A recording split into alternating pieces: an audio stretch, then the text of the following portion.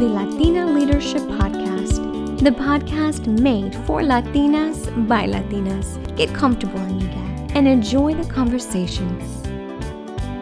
Thank you, everybody, for tuning in to this episode of the Latina Leadership Podcast. I'm your co-host, Susie Barrera, and I have an awesome guest here with us today, Tejano award-winning, Grammy-nominated Destiny Navaira. Thank you so much for joining us here on this episode.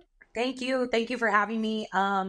It's such a cool thing to be able to talk to other women who are trying to, use our Latina culture and who we are as Mexican American women to not only advance our careers or advance ourselves, but to advance our sisters who are also, striving to do different things. And such an honor to be here. I appreciate it so much. And when I got the invite, no problem. I said, of course, whenever I can do this, it's always a pleasure. Thank you so much for accepting. So you have deep roots within San Antonio, right? You're born in San Antonio. I saw that you graduated from UTSA. And I wanted to ask, being from San Antonio myself, what is your favorite part about San Antonio? A lot of people ask me that, and I've had a lot of friends from different cities come through. I think it's the culture. I think here in San Antonio, there's no place quite like it. It's a big city feel, but at the same time, it's that family oriented kind of place. And I think that ties in, with the food, with the music, with the things to do on the weekends. I think that's my favorite part, is that you have that sense of family. Whether you move from here and you have no idea, what you're doing, you meet people and they automatically kind of give you that sense of family. So I think that's the best thing about San Antonio for me. Besides the Tex-Mex food, it's definitely the family feel. Yeah. Oh my gosh. I'm glad that you brought that up because, sometimes it's hard to put a word on the exact sentiment that you get from San Antonio.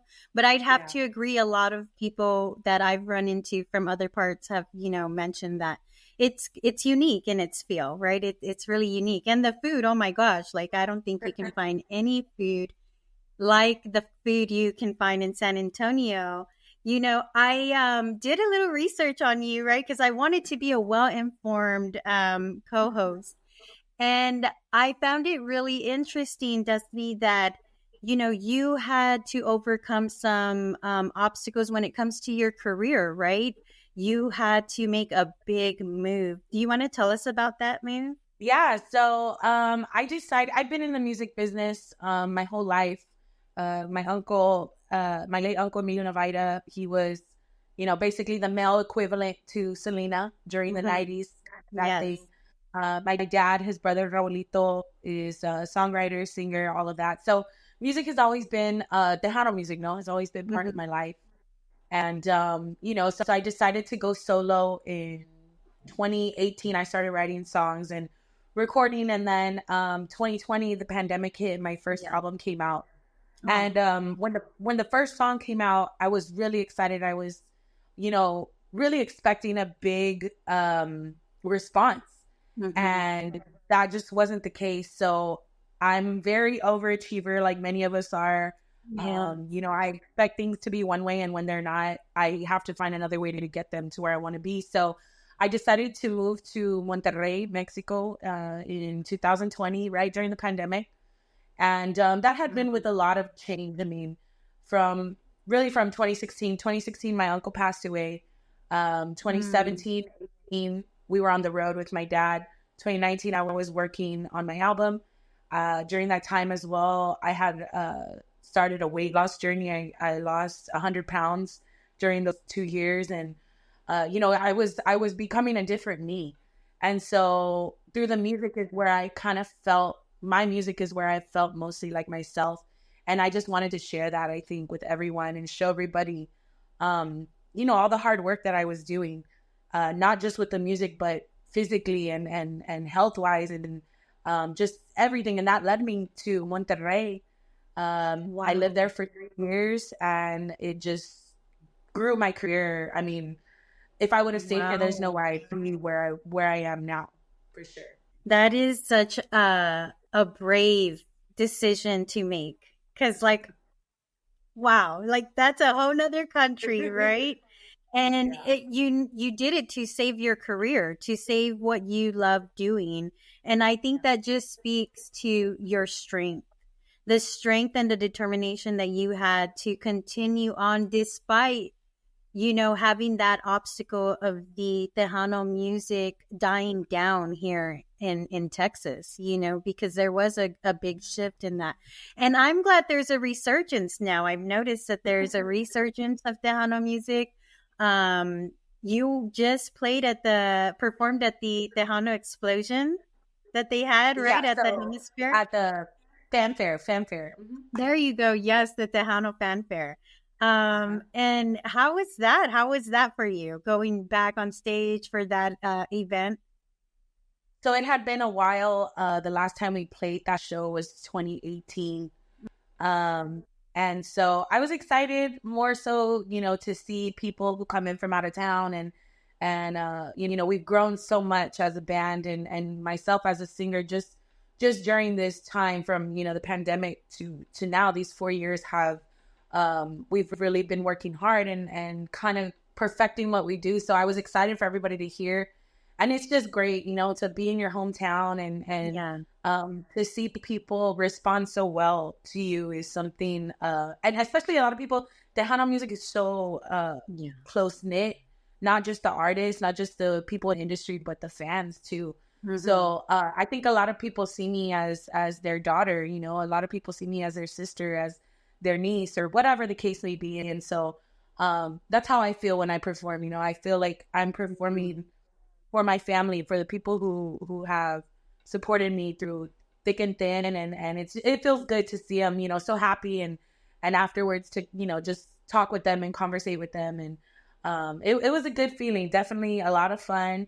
Like I said, I'm so proud of my band. I have a female drummer right now, which has been, for me, such an amazing experience, because I'm just used to being in a van with guys all the time. And so it's nice to have, a female finally with me in the group, and somebody who really literally has my back. She's amazing. Her name is Christina Hinojosa, and she's an amazing musician. And so it was amazing to be back in San Antonio. We hadn't done it in a while. Oh man. Yeah. I just saw, the live that was on Facebook, and it was high energy in the audience. You had a very good response, a reception, and you looked like you were having a blast up there. You really did. So I wanted to ask you, you were bringing up the Tejano culture, right? You were bringing it up in your dialogue right now and talking about how it's really close knit, that Tejano music has a very loyal fan base, like you were saying, and I wanted to go into a little bit of your music making and how Tejano culture has influenced your music, and also how you're trying to still have your own unique sound while you're making music, right? But still stay true to the Tejano, fan base, the tradition, and the style. So what I like to tell people is, a perfect example, you compare Emilio and Selena, very two different distinct types of music, but under the umbrella of Tejano. I think for my uncle, he was a rock and roller. My dad and them, they love, Van Halen and all those like big heavy metal groups and things like that. And so you can hear that in their music. You can hear that influence. On the other hand, Selena, she says, in the documentaries and things like that, Donna Summer, the disco was a big influence for her, and you can hear that in her cumbia. So I think that's what I do. For me, I'm a huge, on the Mexican side, I love Intocable, huge Intocable fan. I just become obsessed with, for a few years now, Cristian Nodal is a big one for me. I have my influences on that side, but on the American side, I love Beyonce, I love Adele, I love John Mayer, I love, there's so many, Ariana Grande. And so I try to mix that when I write. I try to mix that influence. And I think that's what it's about right now, especially, the people on top, Becky G, Frontera, they're from Texas. Even Cristiano Dal is playing around, with different sounds and things like that. It's the time to mix. Karim Leon, he's doing the country and Spanish thing. And so I'm just trying to make my mark in that way. And I think anything I put out will always be Tejano, regardless if it's a banda song. I think the way I sing, the way I write, it's from Texas. And so, people say, oh, that's not Tejano. The last album, we had a couple songs that, were outside the box. But I honestly think that that's what got us the Grammy nom. I think that's what got us the recognition of, this is something different, but it's still true to that sound. And I have a lot to thank my dad for that, because they just, when I first started, I said, how did y'all decide what songs to record? And he just said, if you feel them and you love it, that's what you record. And that's exactly what I've been doing. So I'm really excited, and we're working on album 3 right now. And I'm just so very, excited for the Mexican regional market, because it has opened. We are in the mainstream, and it's time for it to rise again. And so I'm really excited to be kind of on that forefront of that, and kind of pushing the boundaries a little bit of what I do. But that's just who I am. That's awesome. I'm glad that you're continuing to stay authentic to yourself, right? And that encompasses different facets of your life. I liked how you brought up, your American influences with your, also your Mexican American influences, or your Mexican influences. How has that been for you, being able to balance, especially in that move to Mexico from Texas, your Texas roots and, your Mexican culture? How have you been able to really balance those two things, especially like moving to Mexico? So I feel like the move to Mexico actually helped me. Before, I always knew about my Mexican culture, but I don't think I appreciated it so much. I spoke Spanish, I could write it and things like that. But now, living in Monterrey for 3 years, you don't have a choice but to speak Spanish and truly, become a part of that everyday life. Luckily, I got to visit Mexico City. I've been to Cancun. I've been to Coahuila. So I've gotten to see different parts of Mexico as well.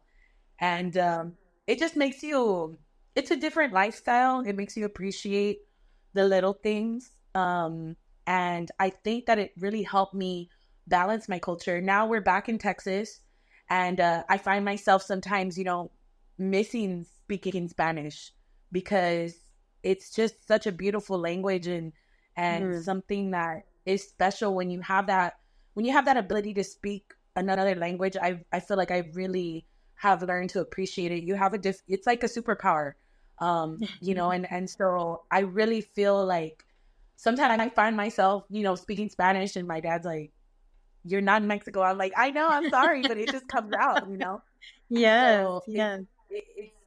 I think it could help me, if anything. And then in Monterrey, I mean, they are in love with Texas. Anything Texas, they love it. And we've gotten to bring, like, my producers come and visit in San Antonio. They're from Monterrey and things like that, and they just love Texas. They think it's like the best place, and I'm like, okay, like, yeah, let's do this, But I think it helped me balance, honestly, going and experiencing that life, and then coming back and kind of going back to my old roots. So it's definitely a well balanced relationship that I have now, for sure. That, Destiny, speaks volumes. I haven't had the chance to go to Mexico, but I love that you were, expressing that it actually gave you a greater appreciation and feel more connected to your Mexican heritage, right? That is something that I feel like being a Latina in America can sometimes be hard to feel connected to your heritage, to your culture. Some of the obstacles that we face is, not really knowing past a certain time in our lineage. And so it gets stuck a little bit there. I know for me, trying to research some of that has been a little bit just tedious, right? Like there's a lot of things you have to go through. But I think that the aspect of you saying, visiting this other country and learning the language so much to where like it's become just ingrained in you, like when you leave there, you want to be speaking it speaks a lot to what that exploration can bring to your life, to your character. And man, I just love seeing your face light up when you talk about it. You talk about, Monterrey in Mexico, and you can really see that it brings a lot of joy to your heart. But being a Latina artist, a Mexican American artist, and an entrepreneur, that has to present some really significant challenges. What has been one of the biggest, besides, the music industry dying down here in Texas and having to relocate in Mexico? What has been the biggest challenge, right, in being an entrepreneurial woman that you faced and had to overcome? Well, I think just that being a woman in this industry is something that's very difficult, especially in the Tejano market.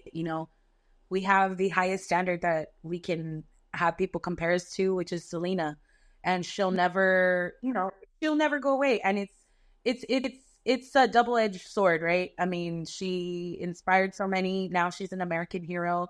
She comes from this place that we do, but at the same time, it's hard for people to let that go, or not even let it go, just allow another to kind of come through.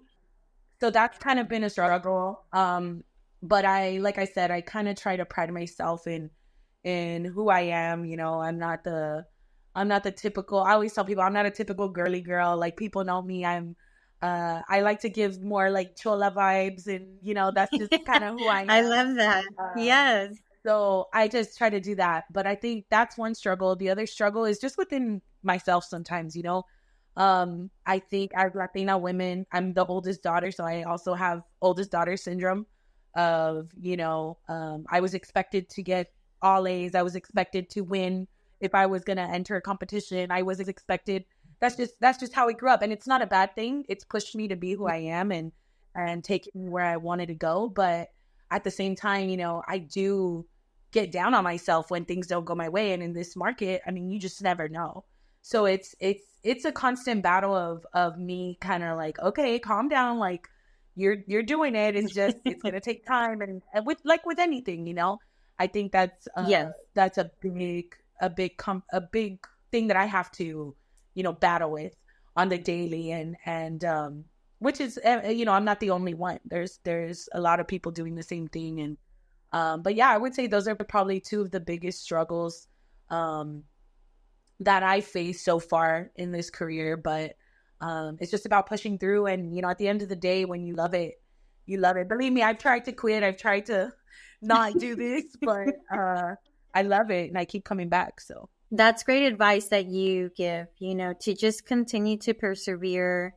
And also, I appreciate you being vulnerable with our audience, right? You're really saying like, hey, I also have my self-doubts, like everybody else, but your advice to continue to push through, talk yourself through it, even allow yourself to have some grace, right? I think that's really relatable. We struggle on so many different levels with responsibilities as women. And just like you said, sometimes the culture has made it to where, we want to be invincible and we want to believe that we don't need any help or we don't need support, and that's really not the healthy, effective way to go about reaching our desired goal, right? So thank you for sharing that. You really have to sometimes just, pull yourself up and dust yourself off and just press on, press on. I am so inspired and encouraged by what you're sharing. So in this industry, right, you have to collaborate, I'm sure, with a bunch of different types of people. I think I saw that you did a duet with I think it was her last name was Infante. I'm not quite sure. I don't want to, represent, but man, that's a big name as well in Mexican music, right? What are some of the like challenges or even things that you've seen that might create some sort of conflict, right? When it comes to having to collaborate, how do you work around some of the things that you're asked to do or, that you come across? Because I know not everybody has an easygoing personality. Sometimes, especially when you're doing things and collaborating, everybody has their set schedule. Time is money in any industry. And so I was really curious to know when it comes to collaborating, how do you manage that? How do you manage to collaborate with all different levels of people and really, successfully see the project through? So it is a lot of work. My first album, I kind of did it by myself. I had my dad as a feature, but even with that, I'm the typical, I like to say I'm like the Tejano's DVD mix because I worked with my ex-boyfriend on my first album. So it was an experience, and even to collaborate with that, I think the thing is you have to have in your brain the finished product. What do you want? What do you truly want? And what are you going to do to get there? Another thing is stand your ground. I've had a lot of people come to me and, hey, I have this song and I want you to sing on it. And like, maybe it's going to help, in some way. But if I don't believe in it, like, I just know I can't do it, so it's about standing your ground as well. With Lupita Infante, she's actually the granddaughter of Pedro Infante. Oh, okay. And, wow. I had met her. Yeah, I had met her at a festival and we kind of just talked and, we exchanged numbers. And then later on, I did a project where I redid some of my dad's songs. And my dad and my uncle, super fans of Pedro Infante. And so I kind of contacted her and we were already in talking terms. She was like, I don't want to do it, blah, blah, blah. But she's with Sony. So you don't even want to know the hoops I had to jump through for that. But I think just being determined, I knew that's what I wanted. It was a gift for my dad. I know it hasn't been easy for him, since my uncle passed, the pandemic, just a bunch of things. And so for me to be able to do that was a big goal that I had and we did. And, like I said, it's standing your ground and it's really having that final product in your head. And working, trusting your vibes, trusting your gut. There's three people I want to work with, but if I don't feel that it's going to work, I trust that. And, maybe it's something you thought you wanted, but sometimes it's just not meant to be for you. So, I think that's what I kind of try to follow is, my gut, if I really want it, and then the end product as well. The thing that stood out to me the most was stand your ground. I really felt like that's a very empowering piece of advice to give to people, right? Because especially when you're coming up and you're trying to make a name for yourself, you're really eager to say yes. Okay, I'll do it.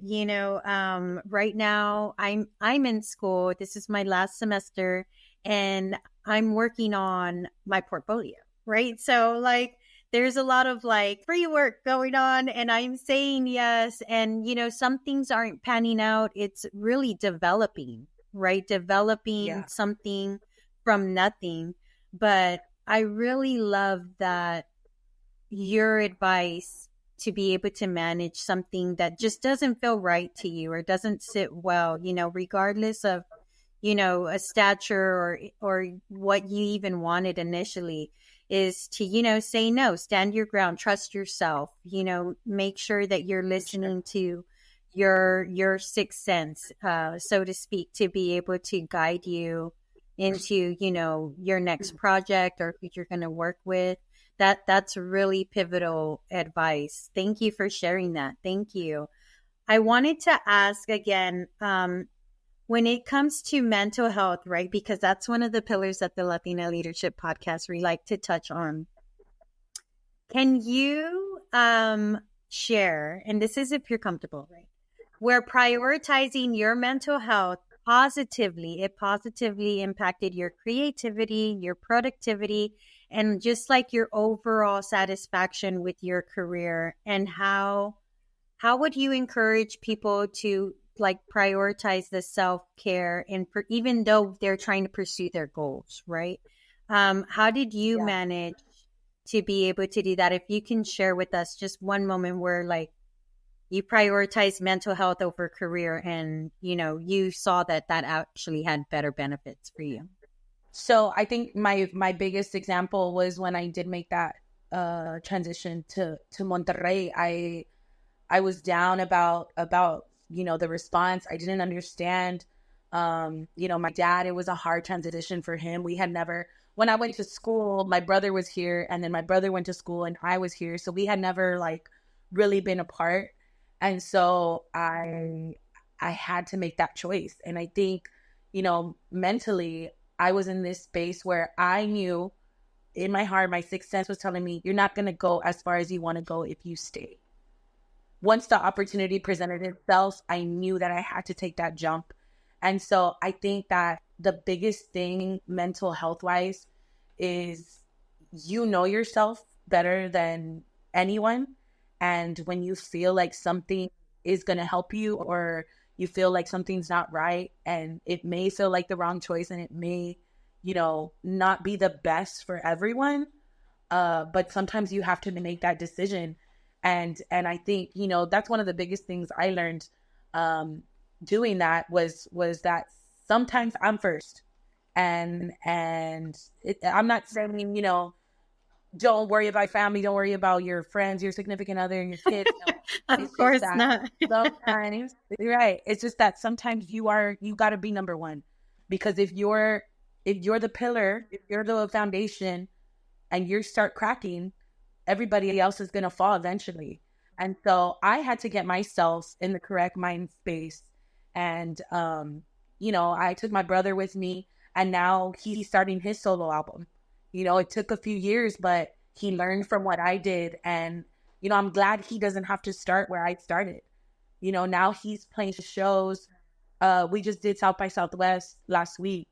And first of all, for a Tejano band to be at South by Southwest is for real. It's not normal, right? It's not normal. Mm-hmm. And he got to debut his single there. So I was just, you know, it's a moment for me that, you know, I'm not saying because of me, but kind of.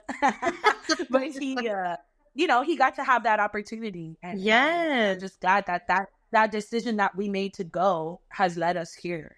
And so I think, like I said, mentally, you know yourself the best. And sometimes the decision is going to feel like, dang, this is going to let a lot of people down, or this is going to upset people. But if you know you're doing it, you know, with good intention, it's for you and it's for the people you love. You know, us as women, I think we put others before ourselves, and it's not a bad thing. It's just that we have to realize that there are moments that we come first. And so I think that's the best example that I can give for me. And, you know, being back in Texas, like I said, I miss Mexico, but I'm glad to be here with family. There's a lot of opportunities happening because I was over there. And even somebody told me at Fanfare this past weekend, man, you guys like you guys made you reopened the doors again for us to go to Mexico. Like now people aren't scared. And I'm like, yeah, like, you know, if I have to be on the front line of that, then I'm proud. I'm proud to do that for sure.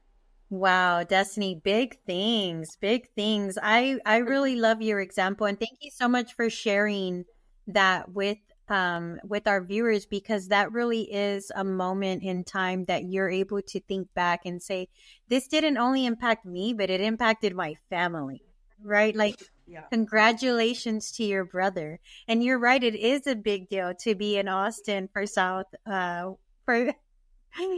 by Southwest. It is a big deal. You know, that's primarily like an indie or rap type of, you know, event that shows up there, and they are also breaking out. So kudos to making decisions that impacted your family, you know, for the better, and for knowing when to make those, because I really think it's instrumental for people to be able to see somebody step out like that and be brave and hear the success story behind that, right? Because we see a lot of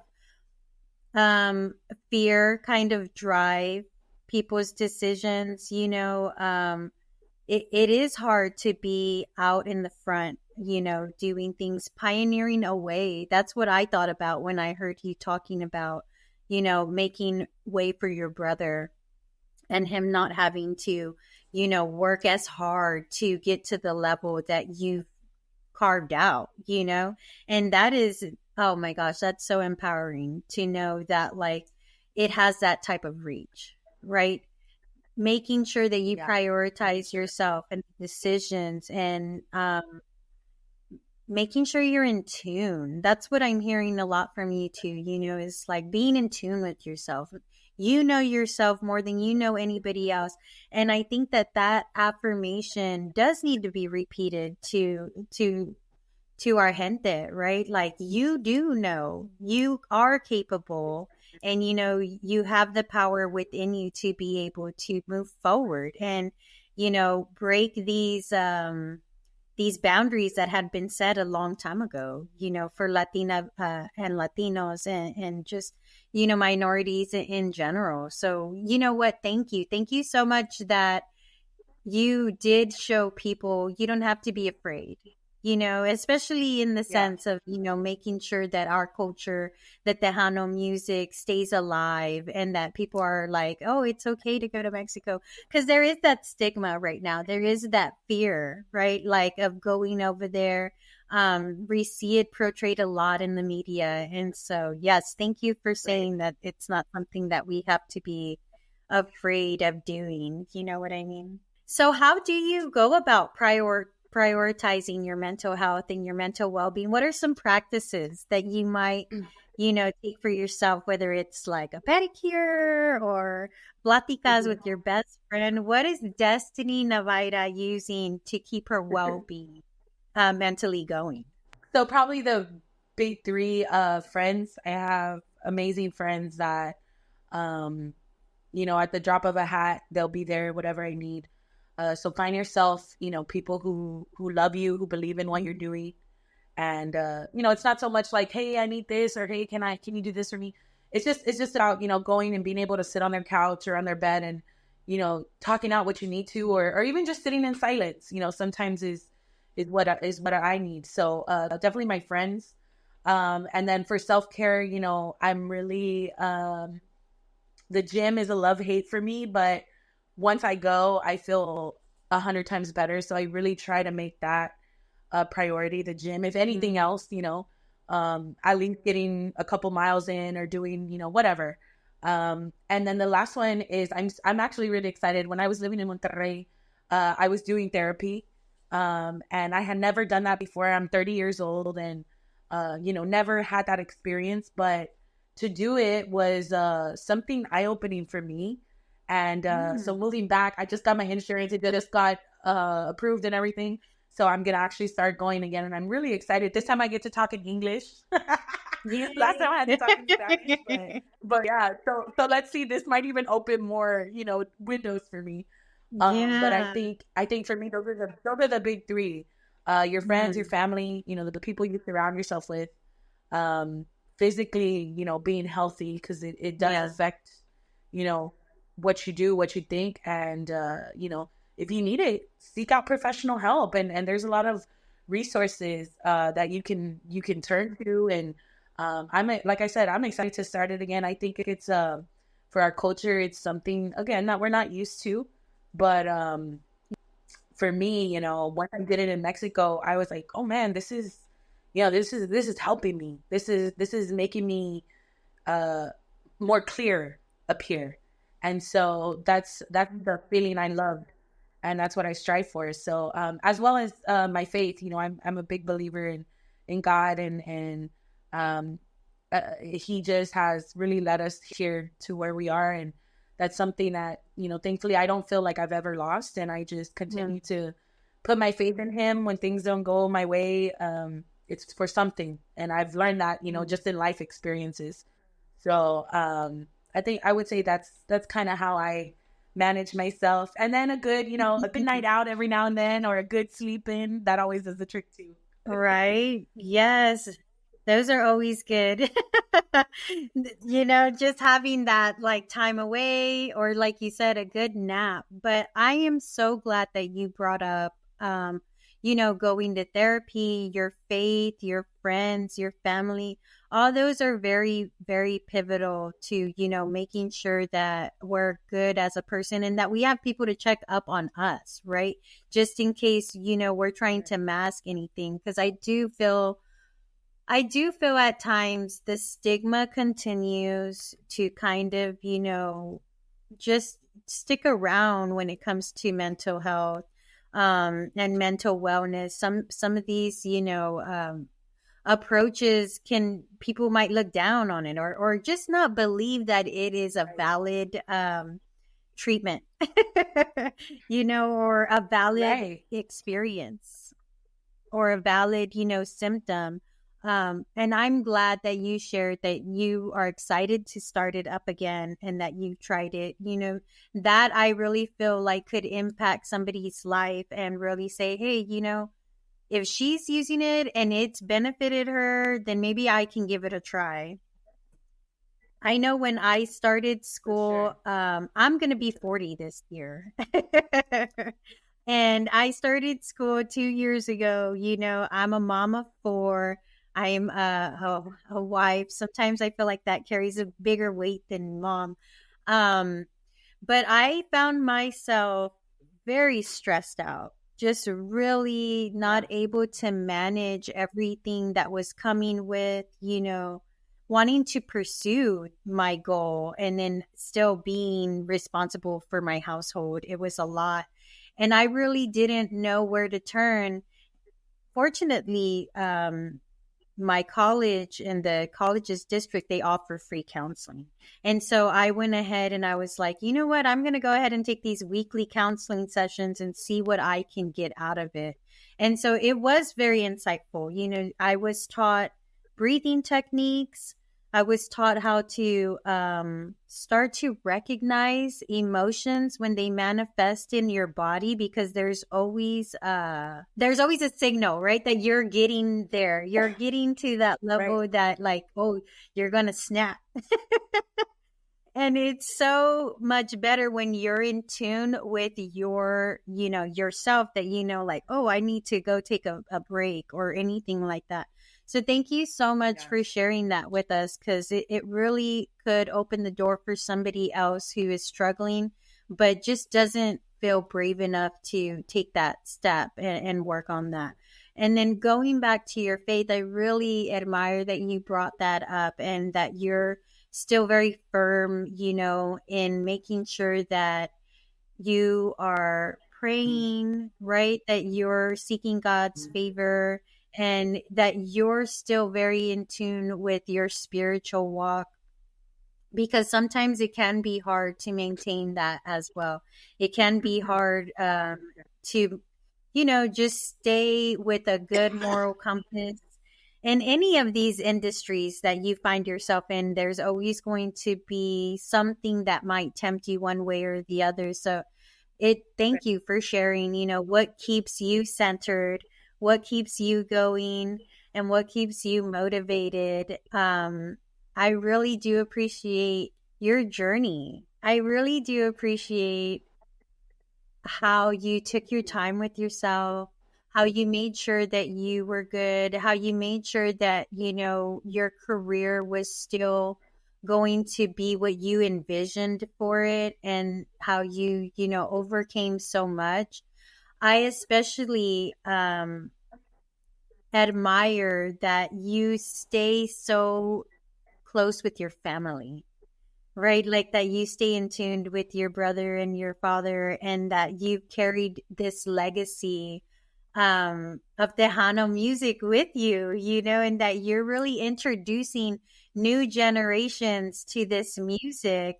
And, that it really continues to resurge and be what it is. Because, I was thinking the other day and I was like, Tejano music, that's Texas music. Like, it's in the word. And I know that, like, It might sound dumb me saying this, but it's Texas through and through. And so, man, you're really representing out here for Latinas and for, Tejano music, for the culture. And I really appreciate you talking with us today. I did want to give you a chance to maybe touch on or speak about anything that you might want to bring to the surface, whether I noticed that you do philanthropy, you're involved in some organizations, or, you go and you help out the community. And I love that so much. When people give back to the community, it just warms my heart because I feel like there's so much opportunity to do that, right? And you're taking advantage of that. So if you wanted to let our viewers know what you do to, help the community out, I'd really appreciate that. Yeah, so I was super excited this year coming back to Texas. I decided to finally start a mentorship program at my alma mater, my old high school. It's called Project Destiny. And I have 12 girls right now that are involved. I believe it's 8 seniors and 4 juniors. And basically, I try to meet with them whenever I can, individually or together. I get them shirts, make them feel special, get them, goodie bags and things like that. And just kind of whatever advice they need. And then the goal of it is to kind of put them in contact with somebody who is part of the career that they want to do. So everybody gave me the kind of career that they want, and I try to pair them with friends and family that I know that they could ask questions to, because I feel like that was one thing for me. I was first gen going to college, and I was lost. And so I don't want that to continue, especially for my high school. So that's something that I started, and I'm super proud. We're giving away a scholarship on behalf of the Navaira family at the end of the semester. So I'm super excited for that. And so, just little by little, I mean, I'm starting with my alma mater, and hopefully I can get the other school in the district next year, and so on and so forth. But yeah, so that's my main project right now. I also sing at church on Sundays, and that has been another journey for me that I didn't expect. One of my friends, he's the director, and he told me, "Hey, I need a singer for Sunday. Do you think you can help me?" I'm like, "Dude, I never sang at church before. Like, I've never done that." And he's like, "You can do it. You just have to learn the words, whatever." So I did, and I ended up staying. I'll be there about 6 months, I think, this month. Wow. And it's just another, door that God has opened. Literally, he's my boss now. And it's been a cool journey. So I've tried to get involved a little bit with the church, and doing, the Bible study, and the church that I go to, they have an outreach program that helps men who are in the streets, and they take them in and give them shelter, give them food, and try to get them back on the right track. So that was another thing that I was super, impressed with. And, just whatever I can, when people reach out to me, if I can help out, if I'm free that day, then I try to do what I can. But, San Antonio is so special to me. And I try to do whatever I can, if we're available, for sure. But right now, Project Destiny, I'm so excited. Like I said, first year, we're starting off, Congratulations. Girls, we still love it. Thank you. Project Destiny sounds like something I would want to get involved in. And I say that because that mentoring of that age group, I really feel could change somebody's life. It could really change the direction of their life. And the fact that you saw that there was a gap, you saw that there was something there that you could help facilitate for our younger girls. Oh my gosh, that just touches my heart. There's a lot of need. There's a lot of need, especially with our younger, with our younger girls. I don't want to just say Latinas, because it's just with our younger girls, period. There's a lot of need. Yeah. And, I really feel like the generations before them, right, can really have an impact, just like you're doing with Project Destiny, to make sure that they don't have to fall away, become a statistic, or just be aimless about their life, right? They can really look to your organization and see hope and see a path and get inspired and encouraged to continue to seek out, like, how can I invest in myself, right? They can really see that as a possibility. Being from San Antonio, I don't know what side of town you grew up on, but I primarily grew up on the west side of San Antonio, some of the south side. But my experience, it just was a little rough because I had, I had that kind of poverty experience. My mother suffered from mental health issues, and I was one of those girls that I feel like that could have served me, and so I really appreciate you jumping in there and making sure that these girls, and I'm so glad that you also want to expand it to reach further girls, because my journey has been one where, like, I had to, I had children young, I got married young, and then, around my mid-20s or something, that kind of fell apart for me. And then, like, I kind of reestablished, I got married again, and I had two more children.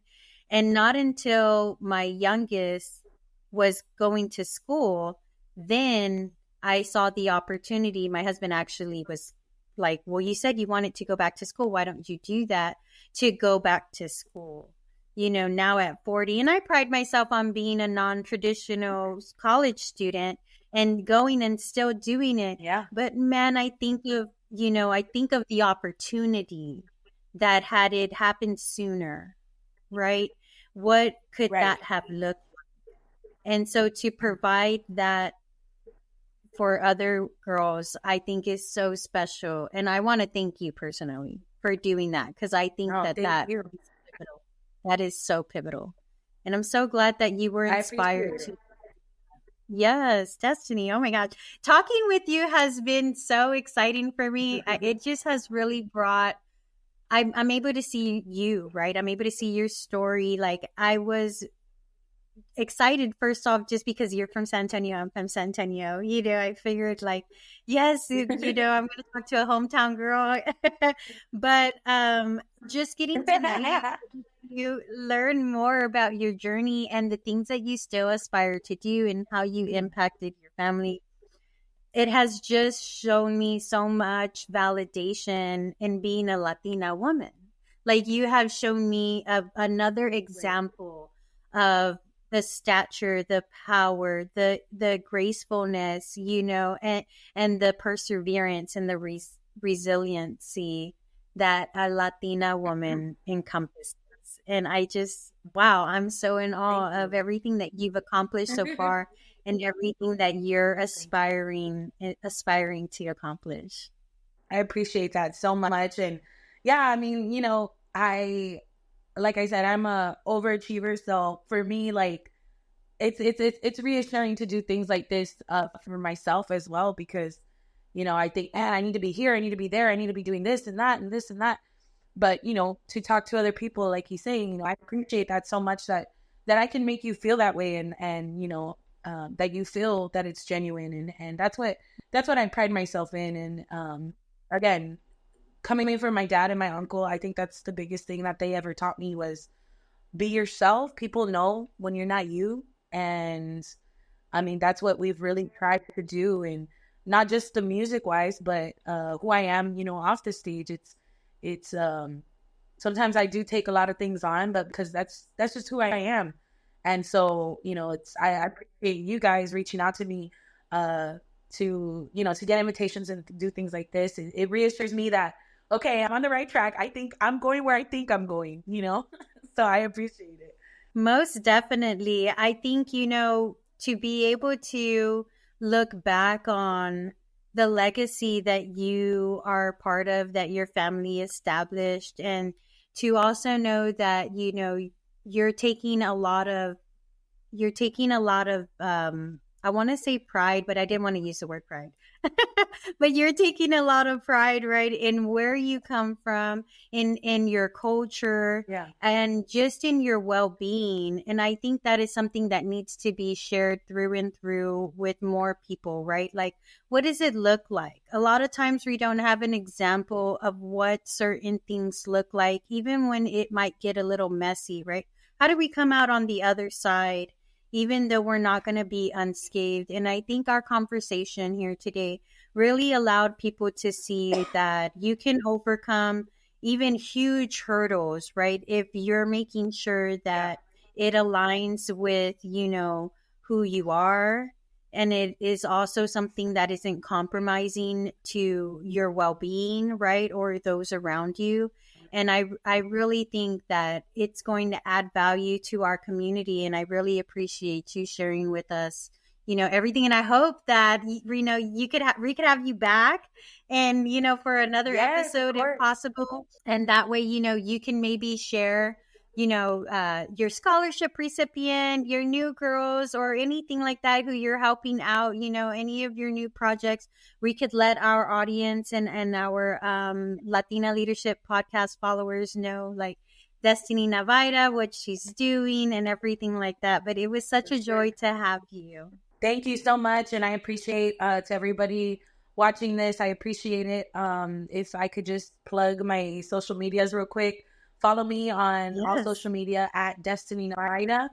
And we've got album 3 coming soon. My first single will be out in May. And I'm really excited. Yay! It's kind of a new sound that we've made. And I'm excited. I'm so excited for everyone to hear it. And just thank you so much for the opportunity. Like I said, whenever you guys need, I'm here. And I appreciate the conversation so much. Thank you so much. So that's going to conclude this episode. We really appreciate you tuning in to the Latina Leadership Podcast. And I hope that you continue to tune in for new episodes coming up soon. Thank you so much. Thank you. What did you think of the conversation? If you enjoyed what you heard, let us know in the comments. And please don't forget to like, subscribe, and share with your friends. Thank you for listening to the Latina Leadership Podcast, and we will see you next time.